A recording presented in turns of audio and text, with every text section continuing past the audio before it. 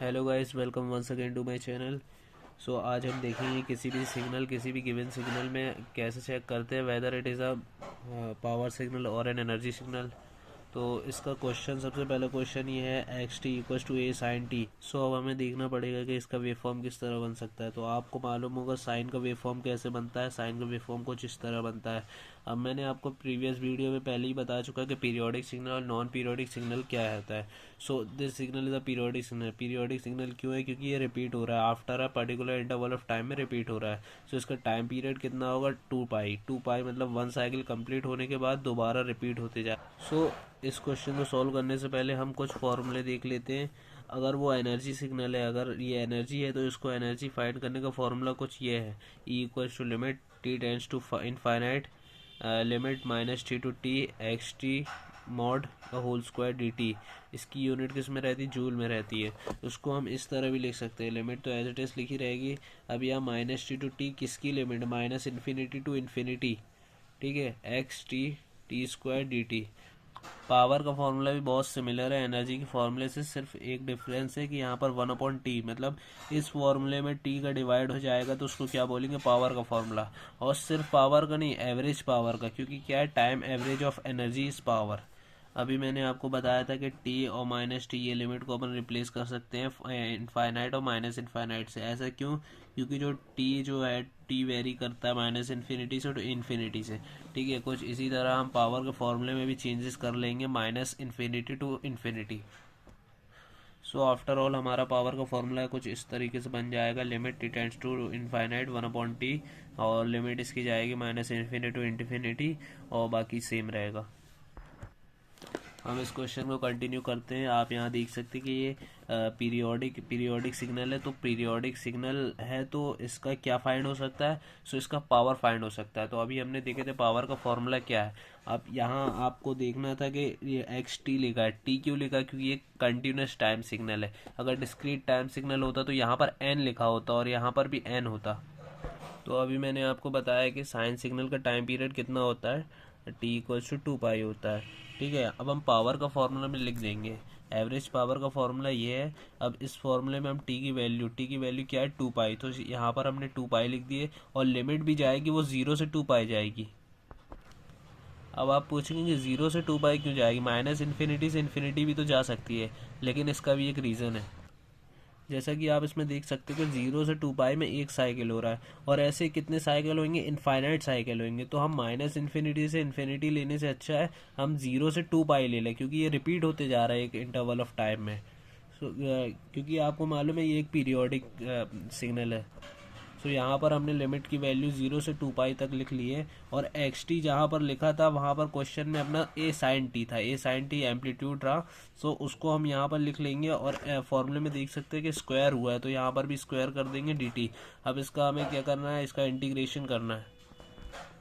तो जब स्क्वायर अंदर मल्टीप्लाई होगा तो ए स्क्वायर और साइन स्क्वायर टी हो जाएगा। तो ए स्क्वायर क्या है? कांस्टेंट है, उसको बाहर कर लेंगे, 2 पाई एज इट इज लिखा रहेगा, और ये अपना साइन स्क्वायर डी टी हो जाएगा। साइन स्क्वायर डी टी का डायरेक्ट इंटीग्रेशन नहीं हो सकता, तो उसको हमें ब्रेक करना पड़ेगा। ब्रेक किस फॉर्म में करना पड़ेगा? 1 - cos 2t/2। आपको मालूम होगा साइन स्क्वायर थीटा का फॉर्मूला होता है 1 - cos 2 थीटा/2। ब्रेक करने के बाद आप यहाँ देख सके कि 2 हमें कांस्टेंट है तो वो बाहर आ जाएगा, ये बाहर आ गया। बचा क्या? 1 - cos 2t। अब क्या होगा? इन दोनों का सेपरेट इंटीग्रेशन होगा, तो 1 का क्या हो जाता है? 1 का इंटीग्रेशन t होता है, क्योंकि हम यहाँ पर डी टी से कर रहे हैं, अपना डेरिवेटिव t है। और cos 2t का इंटीग्रेशन क्या होता है? 2 sin 2t। ये आपको याद रखना पड़ेगा, cos 2t का इंटीग्रेशन होता है 2 sin 2t। ठीक है, और लिमिट 0 से 2 पाई रखना है। सो जैसे ही हम 0 से 2 पाई रखेंगे, सबसे पहले 2 पाई लिमिट रखेंगे, तो 2 पाई लिमिट यहाँ पर रखते हैं टी पर। टी पर हम 2 पाई लिमिट रखेंगे तो यहाँ 2 पाई एज इट इज आ जाएगा। फिर माइनस क्या करेंगे? 0 लोअर लिमिट से, तो -0, तो टी की वैल्यू 0 रखेंगे तो 0 आ जाएगा। फिर आता है माइनस माइनस, फिर हम 2 पाई की वैल्यू इस टर्म में रखेंगे, तो टी की जगह 2 पाई रखेंगे तो 2 sin 4 पाई हो जाएगा। ठीक है, उसके बाद -0, अगर साइन की वैल्यू 0, टी की वैल्यू 0 यहाँ रखेंगे तो sine 0 will be equals to 0। So 0 यहाँ पर आ जाएगा। जब हम इसको और फर्दर सॉल्व करेंगे तो आप यहाँ देख सकते हैं a²/4 पाई इंटू 2 पाई आ रहा है। अब 2 पाई कैसे आ रहा है? क्योंकि 2 sin 4 pi is equals to 0। अगर पाई आता है साइन के साथ तो वो ज़ीरो होता है। सो यहाँ पर हमें सिंप्लीफाई करने के बाद क्या मिला, a² / 2। आप यहाँ देख सकते हैं कि ये इसका आंसर है। ये क्वेश्चन कई बार एग्जाम में पूछा जा चुका है, सो ये बहुत इंपॉर्टेंट क्वेश्चन है, इसको आप देख लेना। सो xt इक्वल्स टू -at। अब यहाँ t है तो ये क्या है, कंटिन्यूस टाइम सिग्नल का क्वेश्चन है, ठीक है। For a greater than 0 and the limit is -∞ to ∞। सो सबसे पहले हम इसका सॉल्यूशन देखते हैं। For integer value of T, अब यहाँ पर टी माइनस में भी हो सकता है प्लस में भी हो सकता है। तो सबसे पहले हम देखेंगे कि अगर वो माइनस में हुआ तो क्या होगा। अभी हमें प्लस की वैल्यू मानो क्योंकि टी बाय डिफ़ॉल्ट प्लस में है। सो माइनस की वैल्यू जब हम देखते हैं तो माइनस माइनस प्लस हो जाता है, तो हमें मिलता है e⁻80। जब हम e⁻80 और e⁻80 का वेव फॉर्म बनाते हैं तो कुछ इस प्रकार से बनता है, और e⁻80 यहाँ आएगा। अब आप बोल रहे हैं माइनस है तो माइनस तो इस साइड आना चाहिए क्योंकि ये माइनस एक्सिस है, लेकिन आप यहाँ देखते हैं कि क्योंकि हमें इक्वेशन जो दी थी -80 और t यहाँ पर क्या था, पॉजिटिव था, तो पॉजिटिव मतलब for t equals to this, so positive के लिए हम राइट हैंड साइड जाएंगे। और जब हमने माइनस पुट किया था यहाँ पर तो e⁻80 आया था, सो हम इसको लेफ्ट साइड लिखेंगे। हमें इसके वेव फॉर्म ग्राफ से पता चल रहा है कि since this signal is non periodic. Non periodic कैसे है, क्योंकि ये रिपीट नहीं हो रहा है, ये रिपीट नहीं हो रहा। So we will calculate its energy. अगर कोई भी ग्राफ नॉन पीरियोडिक है तो उसकी एनर्जी कैलकुलेट होगी, और कोई भी ग्राफ अगर पीरियोडिक है तो उसको क्या कैलकुलेट होगा, पावर कैलकुलेट होगा। तो एनर्जी का फॉर्मूला हमने बताया था अभी, E equals to limit t tends to infinite, infinite to -∞ इसकी लिमिट हो जाएगी। इंटीग्रेशन किसका होगा, xt, ये मॉड का होल स्क्वायर dt। हम xt की जगह क्या रखेंगे, xt की जगह e⁻80 जो कि क्वेश्चन में लिखा था, और इसकी लिमिट क्या रहेगी वो देखिए आप। सो यहाँ आप देख सकते हैं -∞ टू 0, -∞ टू 0 में किसकी वैल्यू है, e⁻80, और 0 टू ∞ में किसकी वैल्यू है, e⁻80। सो हम इसको दो पार्ट में ब्रेक करेंगे।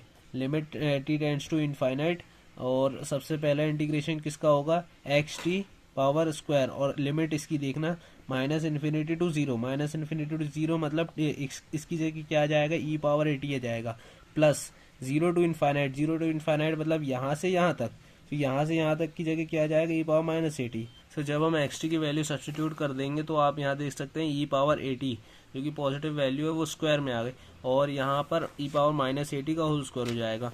अब हमें सिर्फ ब्रैकेट ओपन करना और इंटीग्रेशन करना है। सो 2 का मल्टीप्लिकेशन अंदर हो जाएगा तो 280 हो जाएगा, यहाँ पर भी 2 का होगा तो -280 हो जाएगा क्योंकि यहाँ पर माइनस है, और लिमिट आप देख सकते हैं कि वही लिमिट है। अब जब हम इसका इंटीग्रेशन करेंगे तो e⁻280 डिवाइडेड बाय 2 है, और ये 2 जो रहता है वो नीचे आ जाता है, मतलब जो कुछ भी एंगल के साथ मल्टीप्लाइड रहता है वो नीचे आ जाता है, प्लस e⁻−2। अब यहाँ पर -2 था तो नीचे -2 आ गया। अब बारी है लिमिट रखने की। जब हम लिमिट इसकी 0 रखेंगे e⁻0 हो जाएगा, ये पूरा 0 हो जाएगा, तो e⁻0/2a एज इट इज़, फिर माइनस होगा, लोअर लिमिट के पहले माइनस होता है तो माइनस। अब इनफाइनाइट जब हम रखेंगे तो e⁻∞ क्या होता है, e⁻∞ इक्वल्स टू 0, तो ये होल टर्म 0 हो जाएगा, प्लस क्योंकि यहाँ बीच में प्लस था, ठीक है। अब अपर लिमिट रखेंगे तो इनफाइनाइट, इनफाइनाइट मतलब यहाँ पर इनफाइनाइट आएगा तो ये पूरा टर्म 0 हो जाएगा, तो यहाँ पर 0 लिख दिए, फिर माइनस, माइनस में क्या आएगा, अगर हम 0 पुट करेंगे e⁻0 डिवाइड बाय -2a, क्योंकि यहाँ -2a था। अब हमें मालूम है e⁻0 की वैल्यू क्या होती, 1 होती, तो e⁻0 1 हो जाएगा तो 1/2 और -0 तो निगलेक्ट करेंगे, कुछ नहीं है, और प्लस, और माइनस और माइनस यहाँ दोनों माइनस है तो माइनस माइनस प्लस हो जाएगा, तो प्लस e⁻0 क्या होगा, 1/2 ये हो गया। अब इन दोनों को जब ऐड करेंगे तो 2/2 होगा, जिसमें 2 कैंसिल हो जाएगा, तो अपना आंसर आ जाएगा 1/a। ना क्वेश्चन नंबर 3, इससे पहले हमने जो क्वेश्चन देखे थे उसमें इक्वेशन दी थी, लेकिन यहाँ पर क्या है, एक वेव फॉर्म ग्राफ दिया है। तो सबसे पहले इसको हम सॉल्व करेंगे, इसकी लिमिट पता करेंगे, उसके बाद हम आगे इक्वेशन बनाएंगे। सो आप यहाँ इस ग्राफ में देख सकते हैं ये कौन सा सिग्नल, एनर्जी सिग्नल। एनर्जी क्यों है, क्योंकि ये नॉन पीरियोडिक सिग्नल है। अगर पीरियोडिक होता तो क्या, पावर सिग्नल होता, ठीक है। इसकी एनर्जी कैलकुलेट होगी। सो हम xt की इक्वेशन देखते हैं, इसकी लिमिट्स क्या रहेगी, xt इक्वल्स टू 2। अब 2 कैसे, क्योंकि इसका एम्पलीट्यूड देखा जाता है तो 2 है, सो 2 लिखेंगे। अब इसकी लिमिट कहाँ से कहाँ तक जाएगी, -1 टू टू ज़ीरो, ज़ीरो और -1 के बीच में है, तो इसकी लिमिट हो जाएगी -1 टू ज़ीरो। और यहाँ आप देख सकते हैं ज़ीरो और इन्फिनिटी, ये जो ग्राफ है आगे जाता जाएगा। सो ज़ीरो और इन्फिनिटी के बीच में ये वैल्यू आएगी, इसका एम्पलीट्यूड ये है। सो 2e⁻t/2 उसकी लिमिट क्या होगी, ज़ीरो टू इनफाइनाइट।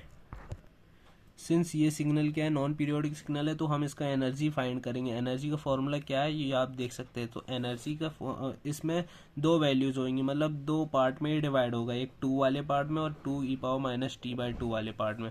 सो हम इसको ऐसे लिख देते हैं और लिमिट रख लेंगे -1 टू 0 फर्स्ट वाले पार्ट में, -1 टू 0 और सेकेंड वाले पार्ट में 0 टू इन्फाइनाइट, यहाँ 0 टू इन्फाइनाइट, और दोनों का एडिशन होगा।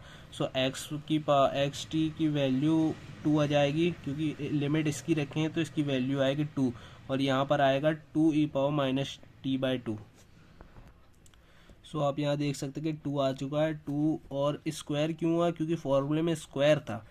सो स्क्वायर इसका हो जाएगा और इसका स्क्वायर हो जाएगा। अब ये 2 power square which is equals to 4 is a constant, तो कांस्टेंट बाहर आ जाएगा, तो 4 बाहर आ गया, और इंटीग्रेशन dt प्लस यहाँ पर भी 2 कांस्टेंट है, तो 2 दोनों से मल्टीप्लाई होगा, स्क्वायर दोनों पर जाएगा, तो 2 4 हो जाएगा, और e⁻−2t जब 2 इससे मल्टीप्लाई होगा तो डिवाइड बाय 2 और मल्टीप्लाइड बाय 2 कैंसिल हो जाएगा, तो सिर्फ क्या बचेगा, -t बचेगा। सो कुछ इस तरीके से आएगा अपना। और अब इसका जब इंटीग्रेशन होगा तो dt का इंटीग्रेशन सिर्फ t होता है। अगर यहाँ पर डिफ्रेंसिएशन होता तो पूरा ज़ीरो हो जाता है, लेकिन इंटीग्रेशन में क्या है, एक वेरिएबल आ जाता है, तो t आ गया। t क्यों आ गया, क्योंकि dt है, और इसका हो जाएगा -e⁻t। सो t के का कोफिशिएंट क्या है, -1 है, तो e⁻−t एज इट इज़ लिख के यहाँ पर -1 लिख देंगे डिनोमिनेटर में, और इसकी लिमिट लगा देंगे। जब इसकी लिमिट सॉल्व करेंगे t⁻0 अपर लिमिट रखेंगे तो 0 आएगा, माइनस जब लोअर लिमिट से पहले माइनस आता है तो माइनस साइन यहाँ लिखे, और t की लोअर लिमिट रखेंगे तो -1, तो -1 यहाँ आ गया। उसके बाद ये -1 की माइनस साइन यहाँ पर आ गया, ये माइनस साइन इस जगह आ गया, तो यहाँ माइनस हो जाएगा, फिर 4, और जब अपर लिमिट रखेंगे तो e⁻−इनफाइनाइट विच इज़ इक्वल्स टू 0, यहाँ पर 0 हो जाएगा, माइनस e⁻0 रख देंगे, यहाँ t की जगह 0 रखेंगे तो e⁻0 हो जाएगा। अब हमें मालूम है e⁻इनफाइनाइट होता है 0 और e⁻0 होता है 1। सो जब हम यहाँ पर 0 रखेंगे और यहाँ पर 1 रखेंगे तो माइनस और ये वाला माइनस कैंसिल आउट हो जाएंगे, मतलब प्लस हो जाएंगे, और 4 मल्टीप्लाइड बाय 1 हो जाएगा, यहाँ पर 1 आया रहा। सो हमें कुछ इस तरीके से मिलेगा 4 + 4। सो इसको जब ऐड करेंगे तो, और इसकी क्या यूनिट क्या रहेगी, जूल।